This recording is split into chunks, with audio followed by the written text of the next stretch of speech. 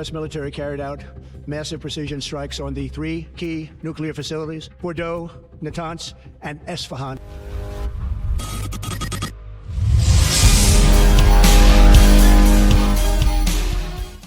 Iran's key nuclear enrichment facilities have been completely and totally obliterated. جغرافیای Iran هم در نقطه حساسی است. چهار راه دنیاست، هم از زمین، هوا. In total, U.S. forces employed approximately 75 precision-guided weapons during this operation.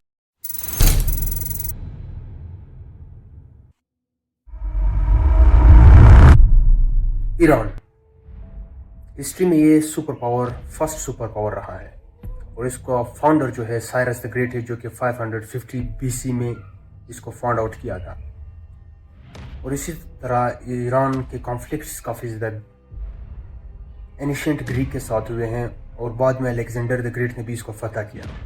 اور جو مین بات ہے کہ یہ سب سے بڑا امپائر بھی رہا ہے ہسٹوریکل امپائرز میں سے، اس وجہ سے کہ یہ امپائر ایجپٹ سے لے کر انڈیا تک محدود تھا، اور اس کی ایکسٹینشن کافی زیادہ بڑھ گئی تھی، اور یہاں پر پرشین امپائر اس کو کہا جاتا تھا.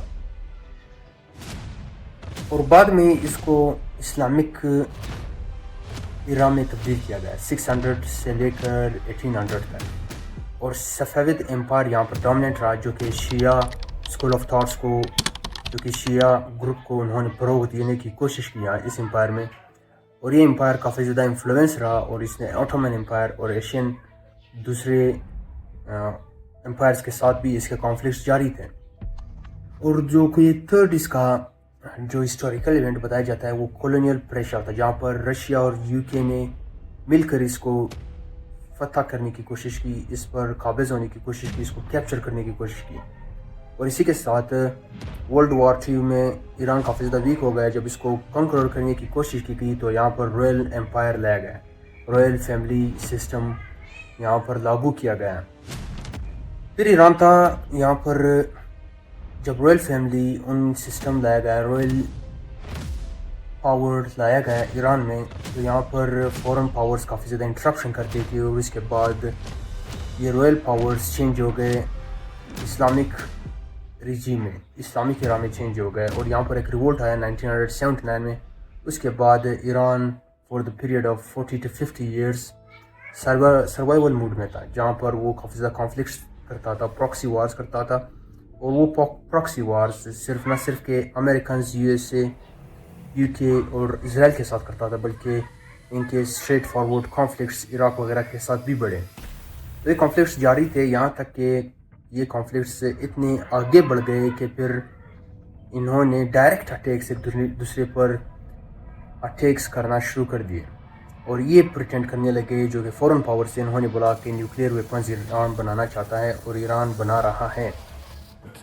To Israel's very survival. In and around the capital, Tehran. جو کہ کانفلکٹس ابھی تک جاری ہے، جو کہ اسٹریٹ فارورڈ کانفلکٹس کا رخ انہوں نے 2024 میں لے لیا، اور 2026 تک یہ رخ جاری ہے. جو 1953 میں جب کپ کا ریولوشن لایا گیا، اس میں UK اور USA نے محمد مصدق کا جو گورنمنٹ تھا، جو الیکٹڈ گورنمنٹ تھا، اس کو گرا کر شاہ رضا پہلوی کو لانے کی کوشش کی گئی، اور اس کو ریجیم چینج کے ذریعے، کپ کے پریشر کے ذریعے اس کو ڈومیننٹ میں لایا گیا، اور وہ اپنے تخت پر بیٹھ گیا. پھر جب کپ کے ذریعے شاہ رضا پہلوی کو لایا گیا، تو اس کے بعد شاہ رضا پہلوی نے ایران کے امپائر کو چلانا شروع کر دیا، جس میں ایران ویک بھی تھا، جس طرح وہ پہلے تھا اسی طرح ویک رہا.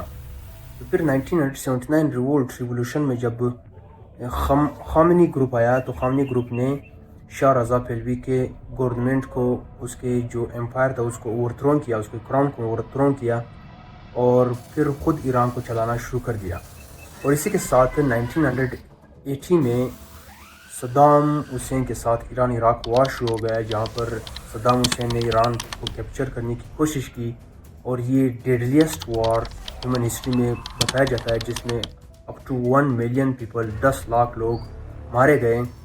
اور یہ وار جو کہ پراکسی وار تھا امریکن اور UK کا، برٹش کا، جس میں انڈائریکٹ سپورٹ صدام حسین کو مل رہا تھا، اور اسی کے ساتھ اس کے کیمیکل ویپنز بھی صدام حسین کے خلاف صدام حسین کو دیے گئے جب صدام حسین نے ان کیمیکل ویپنز کو ایران کے خلاف یوز کیا۔ ان کیمیکل ویپنز کی یوز کرنے کی بنیاد تو ایران اور بھی جھڑپ میں اٹھا، ایران کو اور بھی ایک کانفلکٹ ویژن دیا گیا ہے کہ ایران اینٹی ویسٹ اور ہو گیا، وہ کافی زیادہ اور کمپلیکس ویژن میں اینٹی ویسٹ کے خلاف ہو گیا ہے، ویسٹ کے اگینسٹ چلا گیا اور اپنے ان سیولائزڈ ویژن کو، ملٹرائزڈ ویژن کو اسٹرانگر کرنے کی کوشش کی جو کہ ویسٹ کے فل خلاف تھی، یو کے اور یو ایس اے کے اور یورپ کے۔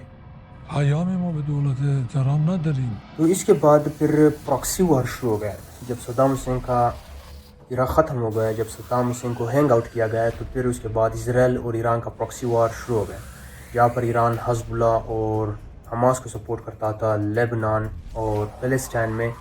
اسی کے ساتھ ان رسپونڈ اگینسٹ اسرائیل نے سائبر اٹیکس، نیوکلیئر سائنٹسٹ اسیسنیشنز اور باقی ان کے ایئر سٹرائکس کرنے شروع کر دیے، جو کہ ایک پراکسی وار تھا، پر ڈائریکٹ کبھی کبھار ایئر سٹرائکس بھی ہوتے تھے سم ٹائمز۔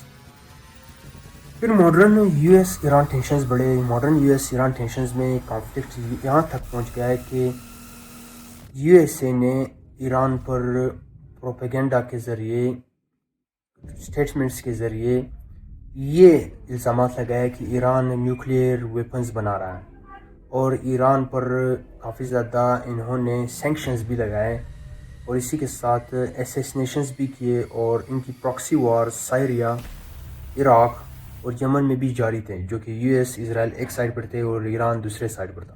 تو پراکسی وار چل رہے تھے اور یہ بڑھتے رہے ٹل 2024 تک۔ My position is very simple.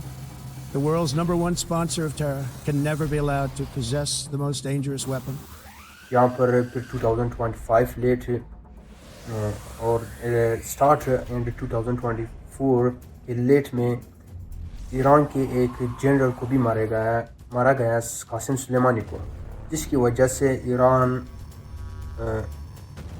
نے ریٹیلیشن کیا اور میسائل سٹرائکس کیے ان کے بیسس پر اور باقی اسرائیلی ایریاز پر، جہاں سے پھر بات ڈائریکٹ بڑھ گئی اور ڈائریکٹ ایران، اسرائیل اور یو ایس اے ایک دوسرے کے ساتھ ڈائریکٹ ایئر سٹرائکس میں ملوث ہو گئے، اور ورلڈ وائڈ ٹینشنز بڑھے، جہاں پر اکانومیکل گروتھ انٹرنیشنل سٹینڈرڈز کی بھی کافی زیادہ گر گئی، کیونکہ ان کے جو اسٹریٹ فارورڈ ٹینشنز تھے وہ کافی حد تک ایکسٹریم تک پہنچ گئے۔ کسی تسلیم این حرفا نمیشه. پھر اس کے بعد ڈائریکٹ کانفلکٹ ایریا جب بڑھا، ڈائریکٹ کانفلکٹ ایریا یہاں تک بڑھا کہ پھر اسرائیل اور یو ایس اے نے ڈائریکٹ ان کے نیوکلیئر پلانٹس کو ٹارگیٹ کیا لیٹ 2025 میں، پھر 2026 میں ایک دوسرے پر اسٹرائک کرتے رہے، یہاں تک کہ تل اویو بھی غزہ کی طرح دیکھنے لگا اور ایران کا تہران صوبہ بھی، پروونس بھی غزہ کی طرح دیکھنے لگا۔ یہ اس وجہ سے کیونکہ ان کے ٹینشنز ایک ایکسٹریم پیس پر چلے گئے، اور یہ ایکسٹریم پیس یہاں تک بڑھ گیا ہے کہ پھر دونوں ملکوں سے ایک high level risk nuclear tests کے پریڈکشنز کیے گئے، جو کہ ابھی تک پریڈکشنز کیے جا رہے ہیں کہ ایران ابھی نیوکلیئر ٹیسٹ کرے گا۔ We must not allow Iran to rebuild its military nuclear capacities. Iran's stockpiles of enriched uranium, these stockpiles must be eliminated.